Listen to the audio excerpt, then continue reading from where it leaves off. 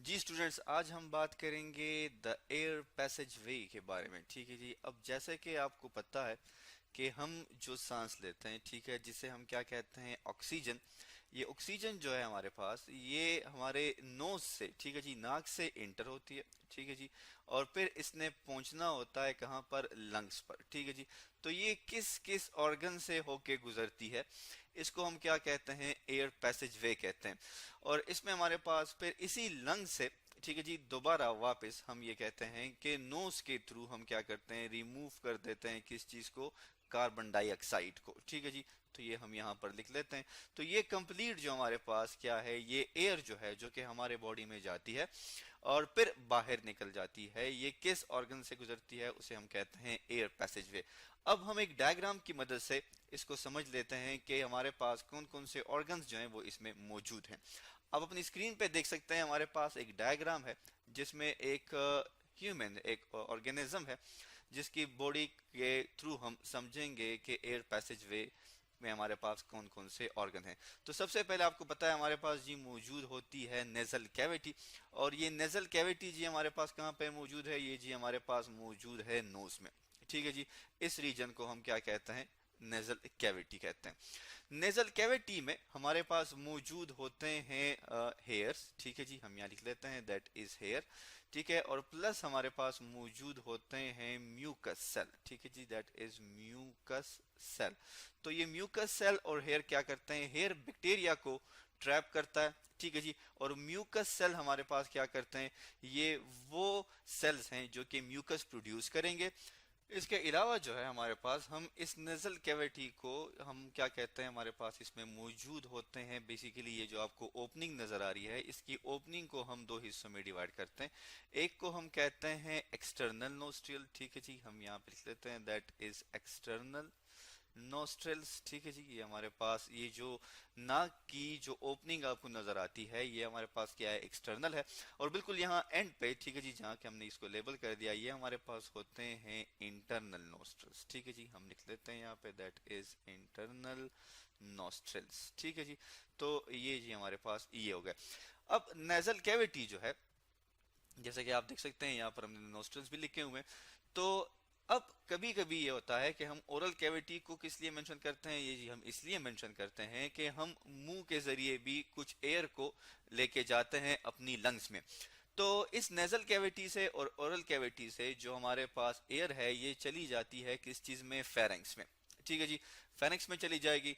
फिर फेरेंक्स जो है वो जब नीचे जाती है, हम इस तरह इस डायरेक्शन में जब हम जाते हैं, तो ये दो हिस्सों में डिवाइड हो जाती है, ठीक है जी। एक को हम कहते हैं लैरिंग्स, ठीक है जी। लैरिंग्स में हमारे पास मौजूद होता है वॉइस बॉक्स, ठीक है जी, हम यहाँ लिख लेते हैं दैट इज वॉइस बॉक्स। और इस वॉइस बॉक्स के अंदर हमारे पास मौजूद होते हैं एक स्ट्रक्चर जिसको हम कहते हैं वोकल कार्ड। जब हम सांस लेते हैं तो ये वोकल कार्ड यहाँ पर मौजूद होते हैं, ये वाइब्रेट करते हैं और साउंड की प्रोडक्शन होती है।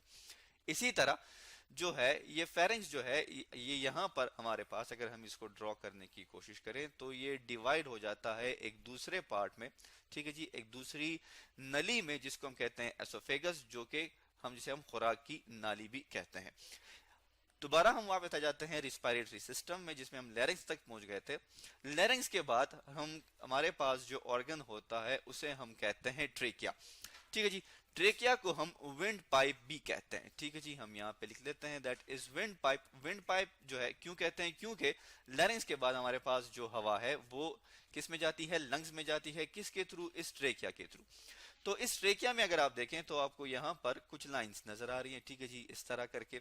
ये लाइंस बेसिकली क्या होती हैं, इसमें जी हमारे पास मौजूद होती है कार्टिलेज, ठीक है। वो कार्टिलेज क्या करती है, वो कार्टिलेज इनको कोलैप्स होने से, आपस में चिमटने से बचाती है। ये ट्रेकिया जो है हमारे पास, ये जब हमारे पास मजीद डिवाइड हो जाती है किस चीज में, राइट प्राइमरी ब्रोंकस में, ठीक है जी, और लेफ्ट प्राइमरी ब्रोंकस में। क्योंकि राइट वाली जो है वो राइट लंग्स में जाएगी, ठीक है जी, और लेफ्ट वाली जो है वो लेफ्ट वाली लंग्स में जाएगी।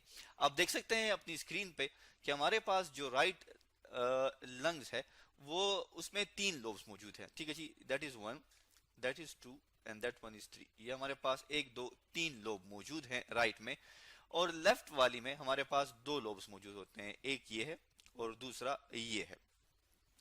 तो लंग्स में जब ये हमारे पास इंटर हो जाते हैं तो हम क्या कहते हैं, हम ये कहते हैं कि ये ब्रोंकस जो है हमारे पास, ये डिवाइड हो जाएंगे। ठीक है जी, ऐसे करके हम इसको डिवाइड कर देते हैं। ठीक है, आप देख सकते हैं अपनी स्क्रीन पे हमने इसको डिवाइड कर दिया।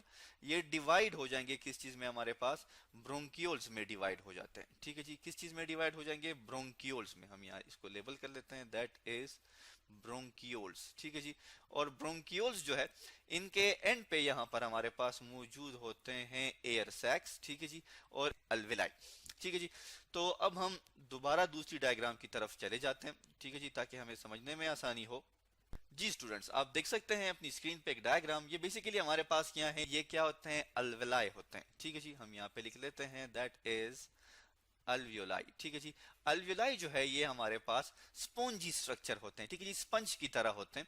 और अगर हम इसका इंटरनल स्ट्रक्चर देखें तो आप देख सकते हैं ये हमारे पास क्या है, अल्वियोलर वॉल है। ठीक है जी, इस अल्वियोलाई की वॉल है और ये हमारे पास रिचली सप्लाइड होते हैं विद द ब्लड कैपिलरीज। ठीक है जी, मतलब कि अगर हम ड्रॉ करने की कोशिश करें तो इसके ऊपर ऐसे करके एक नेटवर्क सा बना होता है जिसमें हमारे पास कैपिलरीज मौजूद होती हैं, बिल्कुल ऐसे। ठीक है जी, ये हमने एक नेटवर्क सा ड्रॉ कर लिया जो कि क्या है, ब्लड लेके आता है लंग्स में।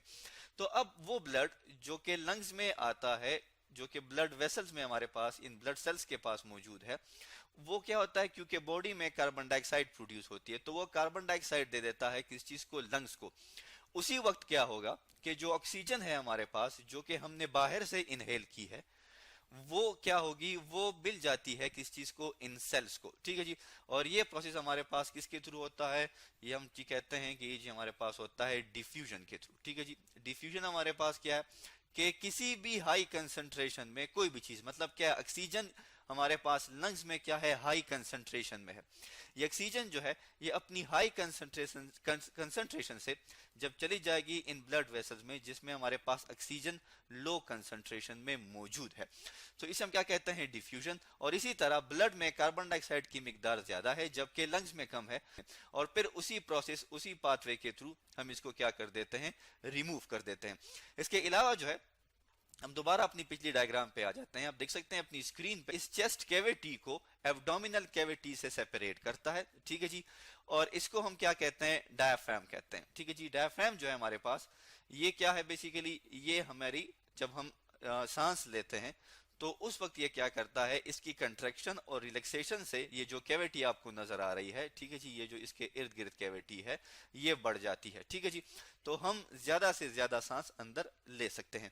इसके अलावा आप देख सकते हैं कि हमारी लंग्स को कवर किया हुआ है किस चीज ने, एक मेम्ब्रेन ने।